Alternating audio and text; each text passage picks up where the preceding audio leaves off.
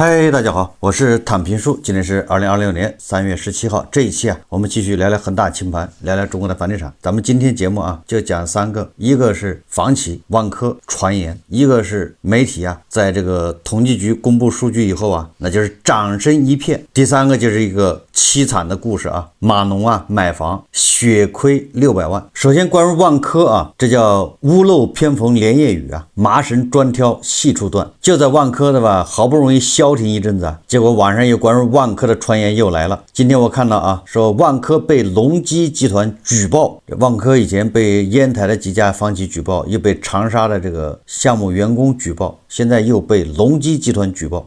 真是叫风雨飘摇之中多事之秋根据最新信息隆基集团创始人李瑞斌于2020年3月16日，就是昨天通过抖音平台实名举报西安万科及相关关联公司，指控其在合作开发过程中存在多项严重违法违规行为。这是万科近期遭遇的又一起合作伙伴公开举报事件，也是继烟台、武汉之后万科面临的第3轮重大合作纠纷。他举报的内容咱们就不关心了因为这两个企业之间互相举报，对吧？那无非就是你占了我的利益，然后这个对吧，或者叫分赃不均吧，打个引号那就开始互相折腾呗。我们说的是万科在万科这个时候经常有这个叫负面新闻出来，实际上对万科来说基本上就是没救了。说明什么？说明万科以前这个模式是个重大的失败，就发展模式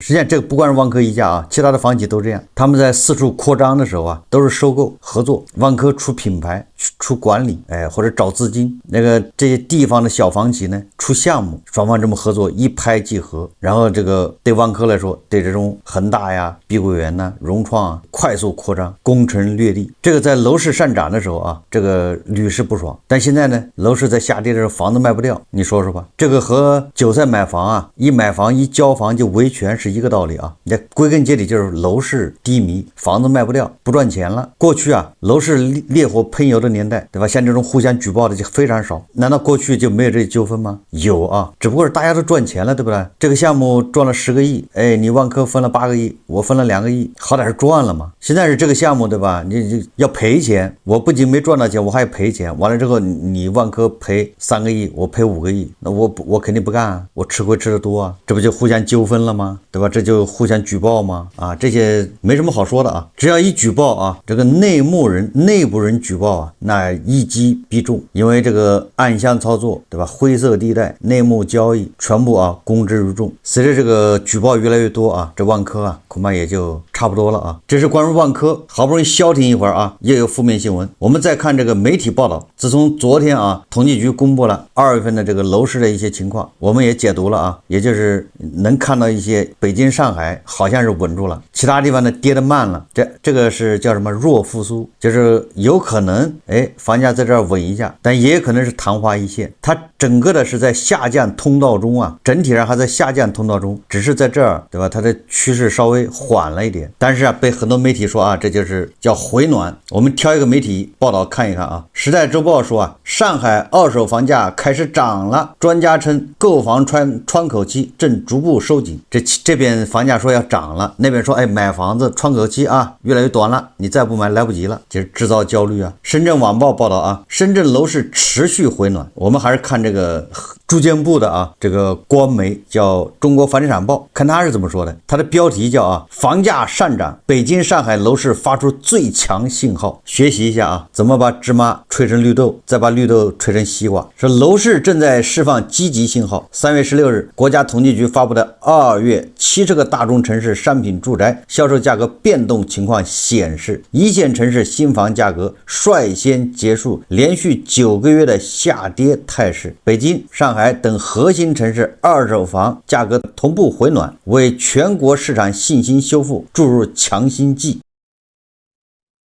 但整体市场仍处调整期，销售端数据受去年同期高基数影响较大，资金端压力依然存在。不同能级城市分化加剧。说北京、上海房价上涨，新房市场呈现复苏态势啊，这个它数字咱就不说了啊，昨天咱们已经介绍过了。然后说广东省城乡规划院住房政策研究中心首席研究员李宇嘉表示，重点城市具有领头羊特征，是整体房价趋稳的关键。近期热度城市不仅低总价二手房交易继续占主导，中等价位二手房交易也开始稳定，有助于刚需改善新房与二手房的良性循环。销售端仍面临压力，从新房销售层面看，短期仍面临压力。国家统计局数据显示，1到2月新建商品房销售面积9293万平方米，同比下降 13.5%， 降幅比上年全年扩大 4.8个百分点。新建商品房销售额8186亿元，同比下降 20.2%， 降幅扩大 7.6个百分点。数据回落主要受两方面因素影响，一是去年同期高基数影响，2024年9月新政后2025年一季度楼市小阳春特征明显，二是今年春节假期较长，你看看又是放假捣乱啊，外出人群创新高有关。同时新开工面积自2020年以来连续6年下滑，导致供给端收缩，也是新房销量下滑的重要原因。总之啊，这个新房销量上不去下滑是有原因的，不代表楼市不好，但是价格上涨那就是楼市好。你看他就这么解释，应该看到啊，你新房价格虽然稳住了，但是你销量下降，说明啥？如果这么下去了就没有流动性了，你房子卖不掉，开发商都得完蛋。连央企、一哥对吧，保利1月份、2月份这楼市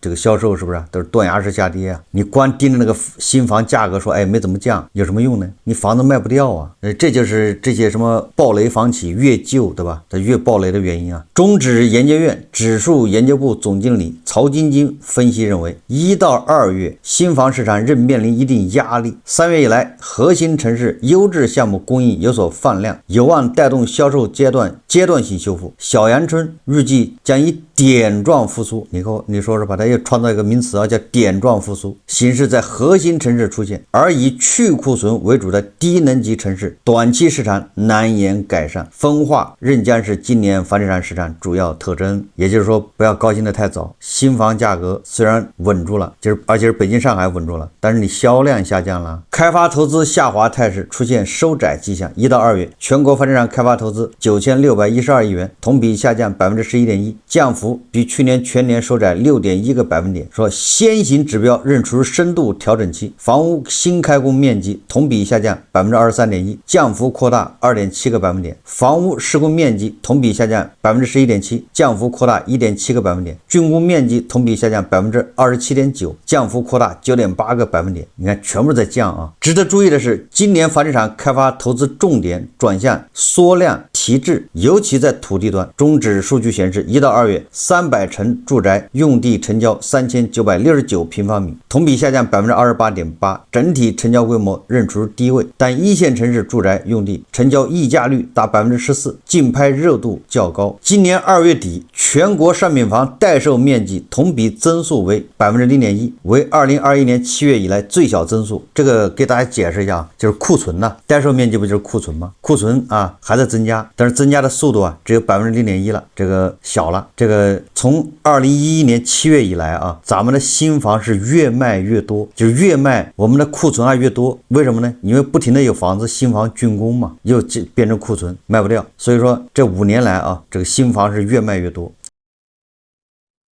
但是2020年2月份这个新房啊库存增速就没那么快了，那即便没那么快，它也是增加了，就库存还是在增加呀，还是属于越卖越多啊。这个增速下降的原因啊，这库存增速下降原因主要是新房这个开工率是吧，什么完工率都在下降，也就是开发商盖房子慢慢盖了。李宇嘉认为，这一方面是开发商和地方政府主动去库存、收缩供地和开工的结果，也就是开工慢对吧，开工率不高。另一方面也是积极调整库存结构，增加市销对路的好房子供应，去化旧规和不适应市场需求产品的结果。经过源头上的收缩供地和开工优化，根据市场需求变化调整库存结构，新房市场库存关系开始走向平衡。房企资金压力依然较大，1到2月份房企到位资金13047亿元，同比下降 16.5%， 降幅比去年全年扩大 3.1个百分点。值得注意的是，自筹资金4939亿元，下降 5.9%，降幅收窄6.3个百分点，显示房企内生性融资能力有所修复。但国内贷款如个人按揭贷款两个核心指标大幅下滑，这是央行的数据啊，清晰揭示了房地产市场仍在经历深度调整。其中国内贷款2570亿元，下降13.9%，降幅扩大6.6个百分点；定金及预收款3589亿元，下降21.5%，降幅扩大5.3个百分点；个人按揭贷款1128亿元，下降42%，降幅扩大24个百分点，太吓人了吧？这也反映了银行对房地产融资持谨慎态度，购房者意愿与能力双降。所以不要被统计局那个什么北京、上海一手房、新房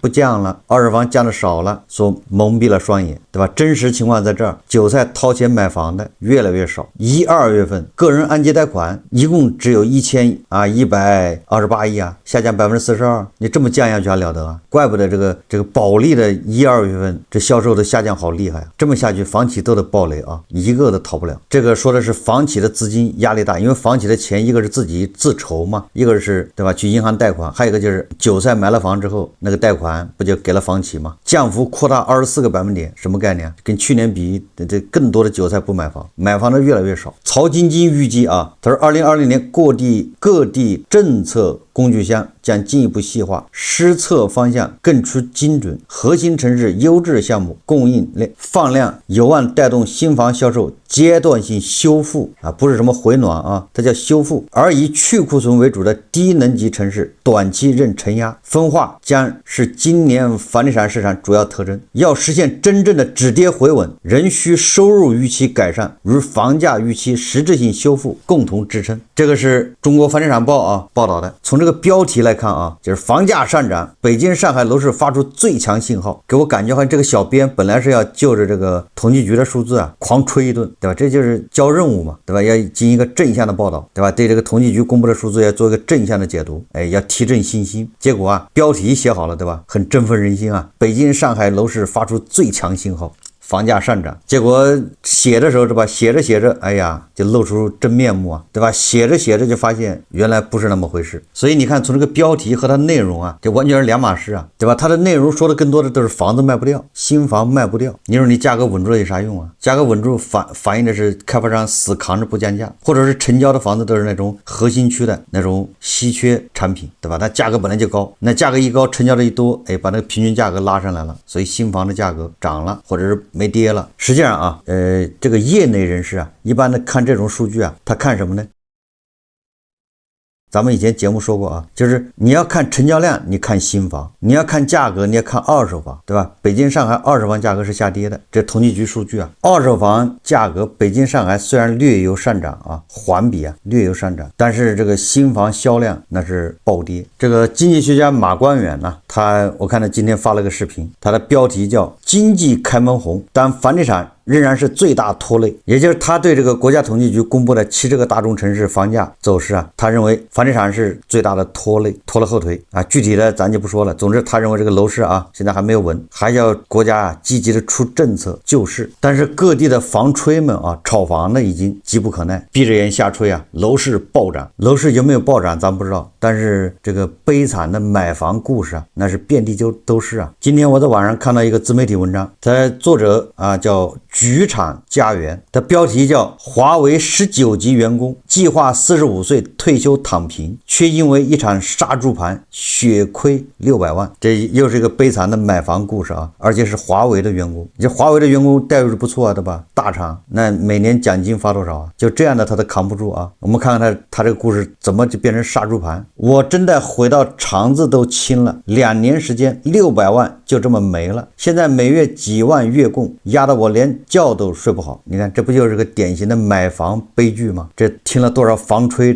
的，对吧？房价要涨，每一次要涨就有一批人上当受骗进去买，然后就是后悔啊都来不及啊。说这句话的是张晨，但是化名啊，一名在华为打拼多年的19级员工。他从来没想过自己在工作上闯过无数难关，却在买房这件事上栽得一败涂地，把半生积蓄都搭进了一场精心设计的房产杀猪盘里。他本来想着者手里有些积蓄，买套深圳的豪宅，既能保值增值，也能早点实现45岁退休自由。一想到保值增值，你就上当了，对吧？这就是第一步嘛。你要保值增值，那是存银行、存公行。但是啊，他偏偏去买房啊，可怎么也没想到自己信以为真的稳赚不赔，竟是别人早就布好的局。事情要从2022年底说起。詹晨通过同事介绍找到我们局产家园啊，说当时他急需理顺一笔信贷资金，我们帮他解决问题后，偶尔会聊起楼市动向，毕竟华为人收入高了，都想靠房产保值增值，无可厚非。直到有一次闲聊，詹晨突然说他打算入手深圳红树西岸的房子，还说得一脸坚定啊。而我们当时就急了，赶紧劝他再多考虑一下。红树西岸是个老牌豪宅，虽然靠着红树林，位置看着不错，但周边新盘扎堆，不管是自住还是投资都不是优选。可詹晨根本听不进去，眼里全是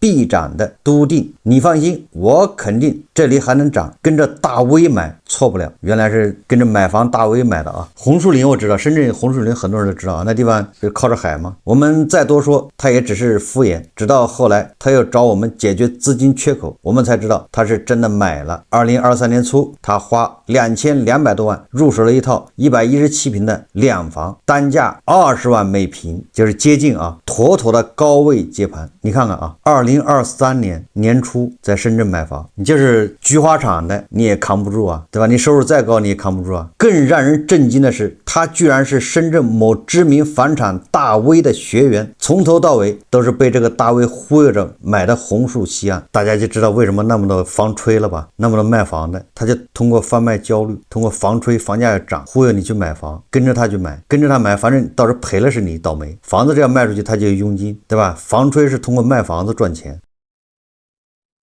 所以不管这个国家出什么政策，不管统计局的数字怎么样，在他眼里都是要涨，放个屁都要涨，对吧？这个美以打伊朗利好咱们房价，对吧？伊朗停火利好咱们房价，伊朗封锁霍尔木兹海峡，那还是利好咱们房价，霍尔木兹海峡通了，那还是利好咱们房价啊。那就反正就这么一套逻辑啊。总之啊，你要现在就买房，买房跟谁买呢？跟着大 V 买。那这个局厂的19级员工就惨了啊。而更讽刺的是，后来有网友爆料，那个大 V 早就把自己手里的红树西岸房源卖光了，赚得盆满钵满后潇洒离场，留下一群学员替他扛雷，每月几万的月供压得他喘不过气，房子卖不出去，资产不断缩水，他无奈苦笑，本来想熬到局产退休就享清福了，现在好了，起码还得再干10几年，后悔没听你们的劝。那这个深圳的红树西岸老牌豪宅为什么跌得这么惨呢？这作者说其实这根本不是正常的市场波动，而是一场精心设计的杀猪盘，里面的疑点藏得太深，种种痕迹暴露杀猪盘真相。红树西岸这波操作看似是逆势上涨的腰盘神话，实则全是操盘手的套路。什么意思呢？他说了3个疑点啊。第一个疑点，烂户型反而成了爆款。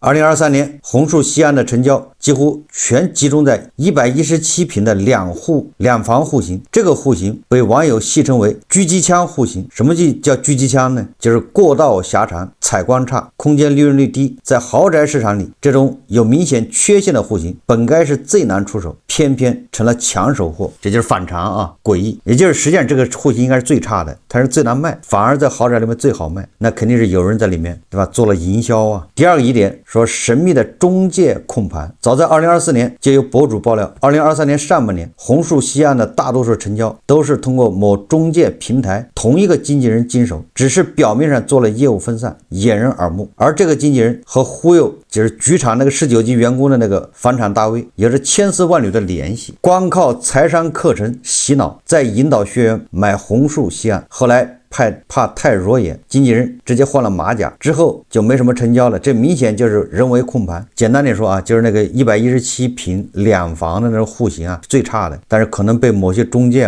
他们联手把这个户型给包圆了，包圆之后就开始炒作，炒作之后卖给谁呢？卖给自己的粉丝，这些什么学员，让他们高位接盘，这韭菜割的。说第3个疑点是价格和价值严重脱节。红树西岸是2005年的房子，楼龄快20年了，虽然有一线海景，但比起身边的中信红树湾、中海深湾九旭等新盘，产品设计早就过时了。附近的招山喜家园123平两房，成交总价才1630万左右。那这么一对比的话，比红树西岸啊同类型房源那便宜太多的吧？你那117平要2000多万，人家这个123平才1630万，而且它是新盘呢。更离谱的是，2025年上半年红树西岸半年才成交10套，还不及2023年1个月的成交量，挂牌量却高达130多套，挂牌率10%。说豪宅里很少有这种情况。说白了，他说这就和之前的深房里事件一样，炒房团体集中控盘，制造虚假繁荣，就等散户高位接盘。炒房客啊，对吧？实际上就是那些所谓的房产大 V， 他们然后在拉高之后要找自己的学员接盘，连局场精英，对吧？19级的员工都能中招，我们普通人更要警惕啊。这作者说啊，红树西岸的崩盘不是第一个豪宅杀猪盘，也绝不会是最后一个。资本的镰刀从来都是庄哥想走捷径，想靠房产快速暴富的人，哪怕你是华为19级精英，一旦贪心，一样会栽跟头。千万别盲信那些所谓的房产专家大 V， 他们的话听听就好，千万别当真，毕竟他们的目的从来都是赚你的钱，而不是帮你赚钱。这个话说得很实在啊。所以我一直说啊，对吧？那些忽悠你买房的、带你买房的这些人，你要小心一点。你想买房赚钱，他是希望通过你买房他赚钱。